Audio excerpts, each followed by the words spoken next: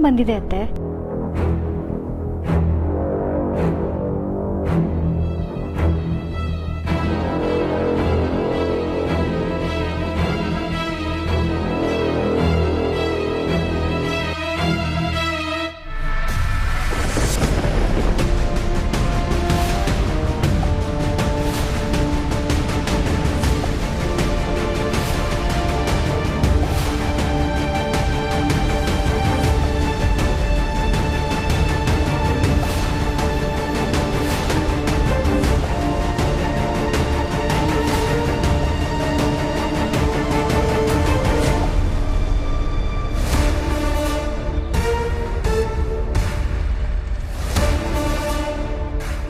ಎಲ್ರಿಗೂ ಕೇಳೋ ಹಾಗೆ ಕೂಗಿ ಕರಿಬೇಕು.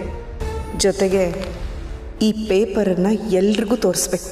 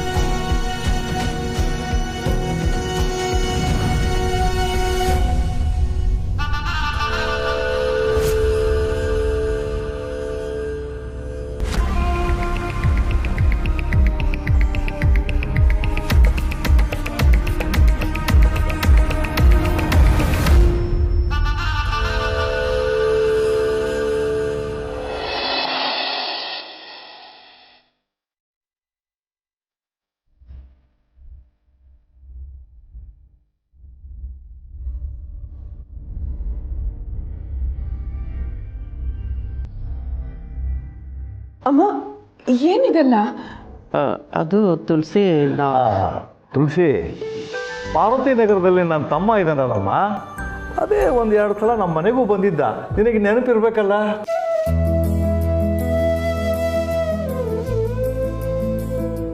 ಹಾಂ, ನೆನಪಿದೆ ಅಣ್ಣ. ಅವನಿಗೆ ನಮ್ಮ ಸೊಸೆ ಮಾಡಿರೋ ಅವಾಂತರ ಗೊತ್ತಾಗಿದೆ. ಅದಕ್ಕೆ ಸ್ವಲ್ಪ ದಿನ ನಮ್ಮ ಮನೆಗೆ ಬಾ, ಆರಾಮಾಗಿದ್ದು ಹೋಗು ಅಂತ ಹೇಳಿದ್ದಾನಮ್ಮ.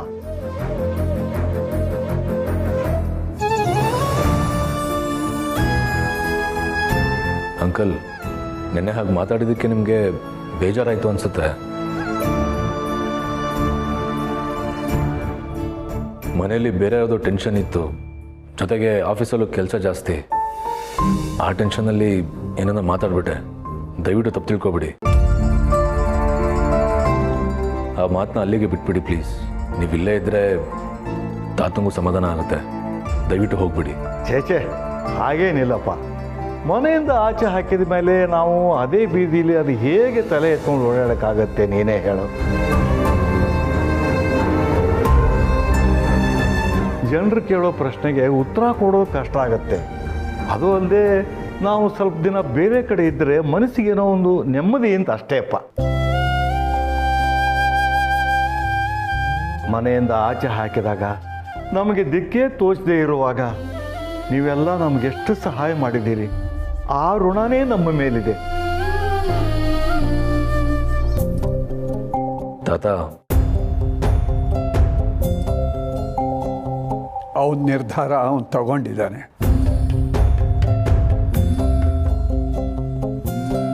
ಇದರಿಂದ ಅವನು ಖುಷಿಯಾಗೋ ಹಾಗಿದ್ರೆ ಅದನ್ನು ತಡೆಯೋ ನಾನು ಯಾರು? ನಿರ್ಧಾರ ಅಂತ ಅಲ್ಲದ ತಡ, ತಮ್ಮ ಕರೆದಿದ್ದಾನೆ, ಬರಲ್ಲ ಅಂದರೆ ಅವನಿಗೂ ಬೇಜಾರಾಗತ್ತೆ. ಆದರೂ ಅಣ್ಣ, ಇನ್ನೂ ಒಂದು ಸ್ವಲ್ಪ ದಿನ ಇಲ್ಲಿದ್ದು ಹೋಗ್ಬೋದಾಗಿತ್ತು.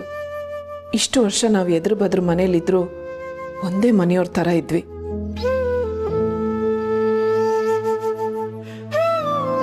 ಈಗ ನೀವು ಇಲ್ಲಿರಲ್ಲ ಅಂದರೆ ಮನ್ಸಿಗೆ ನೋವಾಗತ್ತೆ. ಮಾವನವ್ರಿಗಂತೂ ತುಂಬಾ ಕಷ್ಟ ಆಗತ್ತೆ. ತುಳಸಿ, ನಾವೇನು ಅಲ್ಲೇ ಇರೋಕ್ಕೆ ಹೋಗ್ತಾ ಇಲ್ವಲ್ಲ. ಸ್ವಲ್ಪ ದಿನ ಇದ್ದು ಪರಿಸ್ಥಿತಿ ತಿಳಿ ಆದಮೇಲೆ ವಾಪಸ್ ಬರ್ತೀವಿ ಬಿಡು. ಹೌದು ತುಳಸಿ, ಹೇಗೂ ಇವ್ರು ತಮ್ಮನ ಮನೆಗೆ ಕರೆದಿದ್ದಾರಲ್ಲ, ನಾವು ಅಲ್ಲಿಗೆ ಹೋಗದೆ ಎಷ್ಟೋ ವರ್ಷಗಳಾಯಿತು. ಸಂಬಂಧಿಕರು ಅಂದಮೇಲೆ ಹೋಗಿ ಬಂದು ಮಾಡಬೇಕಲ್ವಾ? ಮುಂದೆ ಅವ್ರಿಗೂ ಬೇಕಾಗ್ಬೋದು, ನಮಗೂ ಬೇಕಾಗ್ಬೋದು. ಅದಕ್ಕೆ ಹೋಗಿ ಬರ್ತೀವಿ. ಅಮ್ಮ, ನೀವಿಷ್ಟು ಹೇಳಿದ್ಮೇಲೆ ನಮಗೂ ಇಲ್ಲ ಅನ್ನೋದಕ್ಕೆ ಕಷ್ಟ ಆಗುತ್ತೆ. ಆದ್ರಮ್ಮ, ಅಲ್ಲಿ ನಿಮ್ಗೇನಾದರೂ ತೊಂದರೆ ಆದರೆ ಅಥವಾ ಮುಜುಗರ ಅನ್ಸಿದ್ರೆ ಯಾವ ಕ್ಷಣನಾದರೂ ನೀವಿಲ್ಲಿಗೆ ಬಂದ್ಬಿಡಿ. ನಾವು ಯಾವತ್ತೂ ನಿಮ್ಮ ಪಾಲ್ಗಿದ್ದೀವಿ ಅನ್ನೋದನ್ನು ಮಾತ್ರ ಮರಿಬೇಡಿ. ತಡ ಆಯಿತು ದತ್ತಣ್ಣ, ನಾವು ಹೊರಡ್ತೀವಿ.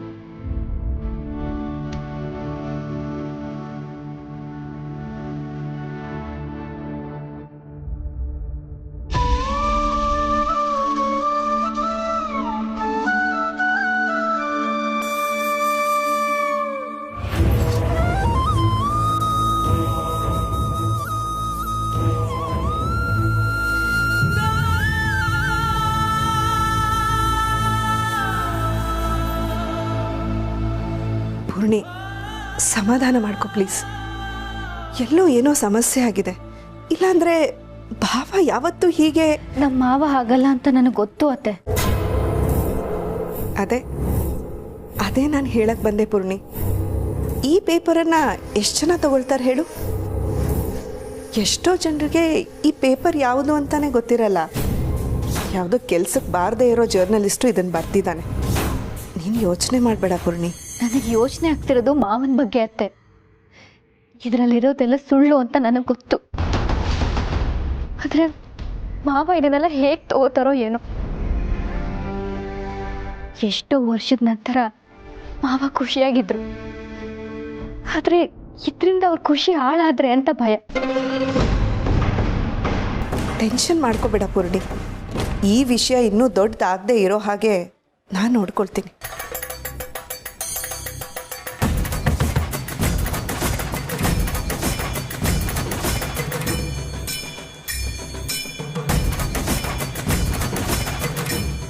ಪುಣ್ಯ ಏನಾಯ್ತು? ಅರಿ ಓಕೆ, ಏನಾಯ್ತು ಚಿಕ್ಕಮ್ಮ?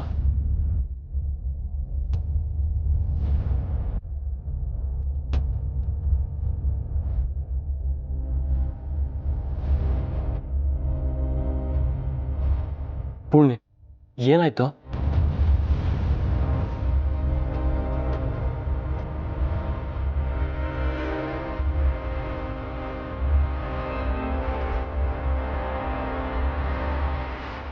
ಏನಾಯ್ತು ಪೂರ್ಣಿ? ರತ್ನ, ಏನದು? ಕೊಡಿಲಿ.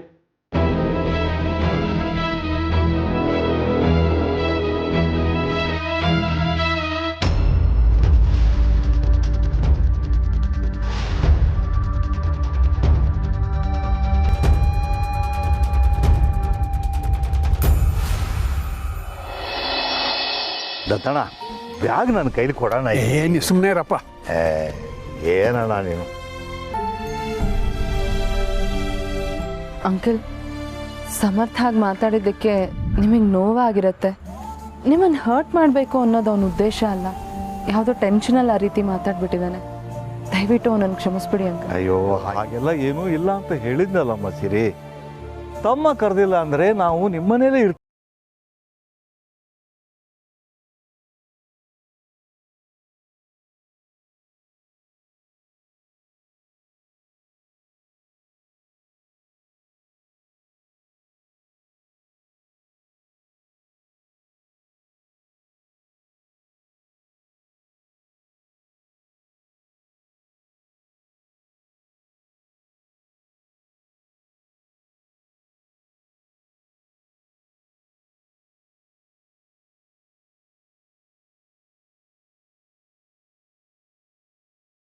ನಾನು ಇವ್ರನ್ನ ಕಳಿಸ್ಬಿಟ್ಟು ಬರ್ತೀನಿ.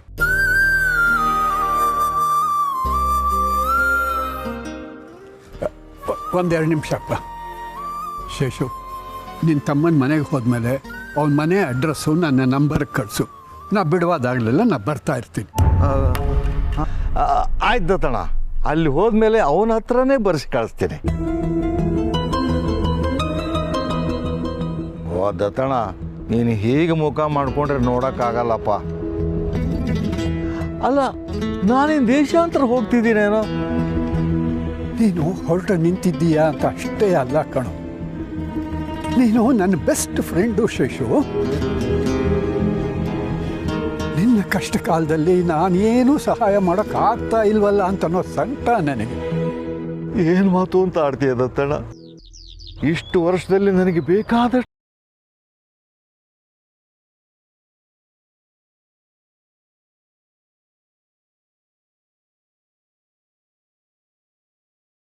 ನಾನು ಖುಷಿಯಾಗಿ ಸಂತೋಷವಾಗಿರ್ತೀನಿ ದತ್ತಣ್ಣ.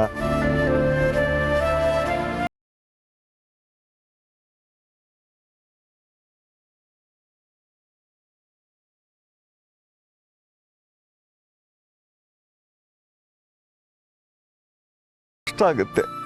ಈ ಎಲ್ಲ ಒಂದು ಹಂತಕ್ಕೆ ಬಂದ್ಮೇಲೆ ನಾವು ಮತ್ತೆ ಬರ್ತೀವಿ. ನಿನ್ನನ್ನು ಆಗಾಗ ಭೇಟಿ ಆಗ್ತೇನೆ. ಅಲ್ಲಿ ಹೋಗಿ ಎಲ್ಲ ಸೆಟ್ಲ್ ಆದಮೇಲೆ ಇದೇ ವಾರನೇ ನಿನಗೆ ಸಿಗ್ತೀನಿ.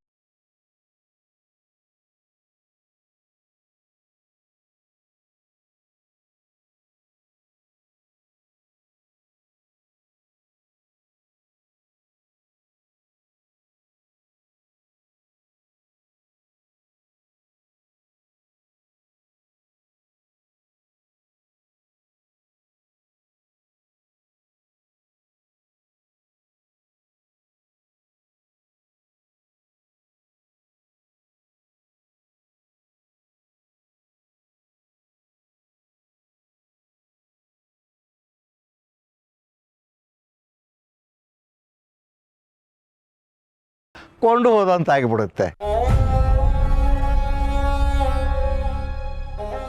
ನನ್ನ ಹತ್ರ ಇದೆ ದತ್ತಣ್ಣ. ನನಗೆ ಗೊತ್ತು ನೀನು ತುಂಬ ಸ್ವಾಭಿಮಾನಿ ಅಂತ. ಕೈಯಲ್ಲಿ ಸ್ವಲ್ಪ ಆದರೂ ದುಡ್ಡಿದ್ರೆ ಯಾವುದಕ್ಕಾದ್ರೂ ಉಪಯೋಗಕ್ಕೆ ಬರುತ್ತೆ. ಇಟ್ಕೋ, ಬೇಡ ಅಂತ ಹೇಳಿ ನನಗೆ ಬೇಜಾರು ಮಾಡಬೇಡ. ನೋಡು, ನನ್ನ ಕೈನಲ್ಲೂ ಜಾಸ್ತಿ ದುಡ್ಡಿಲ್ಲ. ನಿನಗೆ ದುಡ್ಡಿನ ಅವಶ್ಯಕತೆ ಬಿದ್ದಾಗ ನನಗೊಂದು ಫೋನ್ ಮಾಡು. ನನ್ನ ಕೈಲಿ ಎಷ್ಟು ಸಾಧ್ಯ ಆಗುತ್ತೋ ಅಷ್ಟು ಸಹಾಯ ಮಾಡ್ತೀನಿ. ಇಟ್ಕೋ.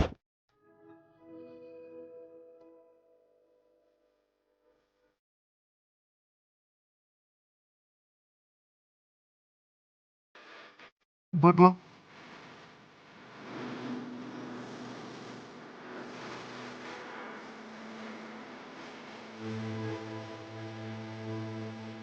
ನೋಡು, ಹುಷಾರಾಗಿ ಕರ್ಕೊಂಡು ಹೋಗು.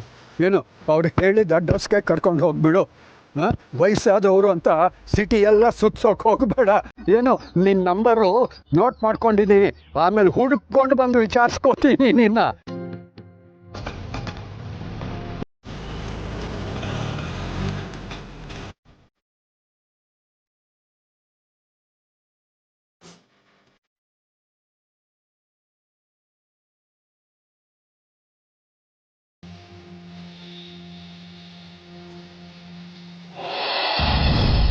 What the hell is going on?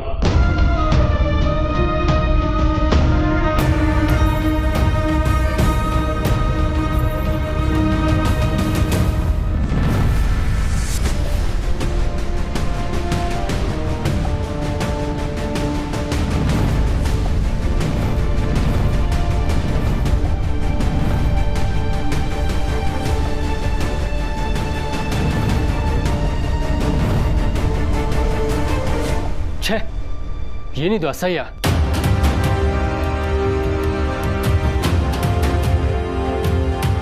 ಕೂಲವಿ, ಯಾರು ಟೆನ್ಷನ್ ಮಾಡ್ಕೋಬೇಡಿ.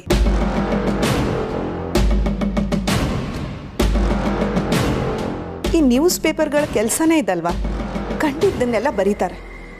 ಕಂಡಿದ್ದನ್ನೆಲ್ಲ ಬರೀತಾರಂದ್ರೆ ಕಂಡಿದ್ದು ನಿಜ ಅಂತ ಆಯ್ತಲ್ಲ ಚಿಕ್ಕಮ್ಮ. ಅದು ಹಾಗಲ್ಲ. ಎಷ್ಟೇ ಡಿಫೆಂಡ್ ಮಾಡಕ್ ಬಂದ್ರು ಈ ಫೋಟೋ ಸುಳ್ಳು ಹೇಳ್ತಾ ಚಿಕ್ಕಮ್ಮ. ಡಿಸ್ಗಸ್ಟಿಂಗ್.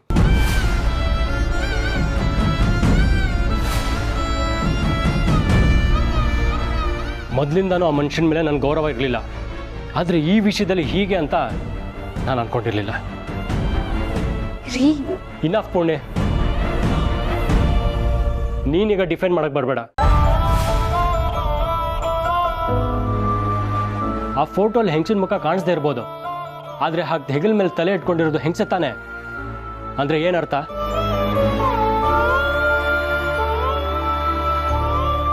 ಅದೇ ದೊಡ್ಡಪ್ಪ ಇಡೀ ಊರಿಗೆಲ್ಲ ನೀತಿ ಪಾಠ ಹೇಳ್ತಾರೆ, ಈಗ ನೋಡಿದ್ರೆ ಇವ್ರ ಕತೆನೇ ಹೀಗೆ.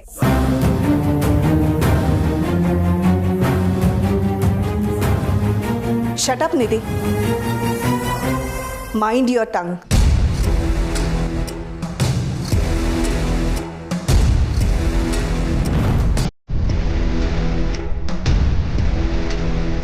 ಅಭಿ ಅಭಿ,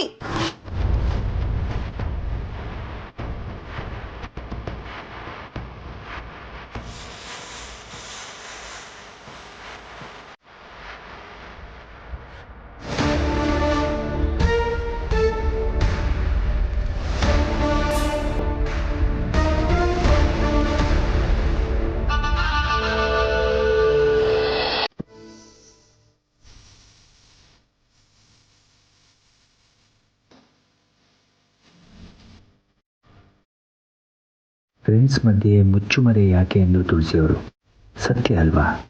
ಅವರಿಗೆ ಹೇಳ್ದೇನೆ ನನ್ನ ಮನಸ್ಸಲ್ಲಿ ಇಂಥ ಭಾವನೆ ಇಟ್ಕೊಂಡಿದ್ದೀನಿ ಅಂತ ಗೊತ್ತಾದರೆ ಅವರು ನೊಂದ್ಕೋತಾರೆ. ಇದನ್ನು ಹೀಗೆ ಇಟ್ಕೊಳ್ಳೋದು ಅಂದರೆ ಸೆರಗಲ್ಲಿ ಕೆಂಡ ಇಟ್ಕೊಂಡ ಹಾಗೆ. ನನಗೂ ಪಾಪ ಪ್ರಜ್ಞೆ ಯಾವತ್ತೋ ಒಂದಿನ ಇನ್ಯಾವುದೋ ರೂಪದಲ್ಲಿ ಇದು ಗೊತ್ತಾಗೋಕ್ಕೆ ಮೊದಲು ನಾನೇ ಸೂಕ್ಷ್ಮವಾಗಿ ಅವರಿಗೆ ಹೇಳಿಬಿಡೋದು ಒಳ್ಳೆಯದು ಅನಿಸುತ್ತೆ. ಏನಾದರೂ ಆಗಲಿ ಗಟ್ಟಿ ಮನಸ್ಸು ಮಾಡಿಕೊಂಡು ಅವರಿಗೆಲ್ಲ ಹೇಳಿಬಿಡಬೇಕು. ಇಷ್ಟೊತ್ತಿಗೆಲ್ಲ ಬಂದು ತಿಂಡಿ ತಂದುಕೊಡೋರಲ್ವಾ? ಇವತ್ತು ಯಾಕೆ ಇನ್ನೂ ಬಂದಿಲ್ಲ?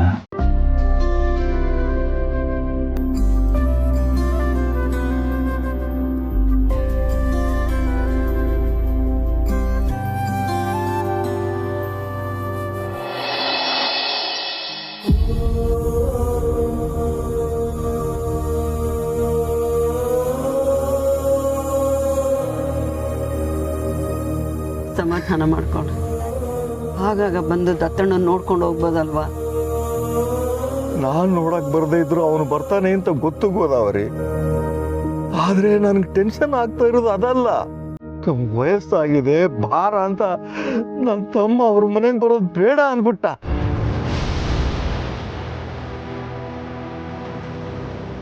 ಮುಂದೆ ಏನು ಮಾಡೋದು ಅಂತಾನೆ ಗೊತ್ತಾಗ್ತಿಲ್ಲ.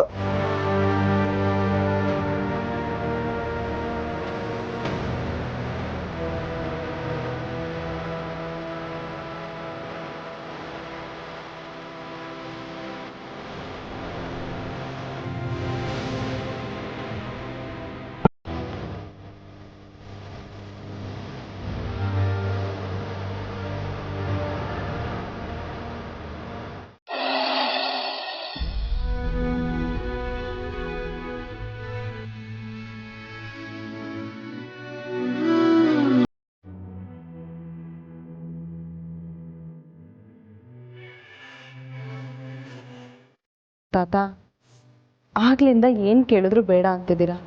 ಬೆಳಗ್ಗೆ ತಿಂಡಿನೂ ಸರಿಯಾಗಿ ತಿಂದಿಲ್ಲ. ನಿಮ್ಗೆ ಇಷ್ಟ ಅಂತ ನಿಂಬೆ ಹಣ್ಣಿನ ಜ್ಯೂಸ್ ಮಾಡ್ಕೊಂಡು ಬಂದಿದ್ದೀನಿ, ಇದನ್ನಾದರೂ ತಗೊಳ್ಳಿ.